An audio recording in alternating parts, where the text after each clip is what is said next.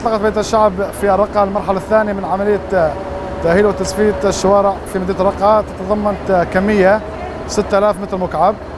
تمت الأعمال على المرحلة الأولى، هي عبارة عن تأهيل وتعبية شارع تل أبيض، تتضمن أعمال من دوار دلة حتى دوار الساعة، كمية 1100 متر مكعب. ومن ثم تأهيل وتعبيد الشوارع الفرعية ما بين تل أبيض وشارع الوادي. والمرحلة التي تليها هي مثلث العجيلي، حارات العجيلي، ومن ثم حارات وشوارع أكثر حيوية في منطقة الرقة. عملية التصفية هي عبارة عن قشر وتأهيل الشوارع قبل مدها بمادة الإسفلت. تتراوح سماكة الزفت حسب المنطقة طبعا.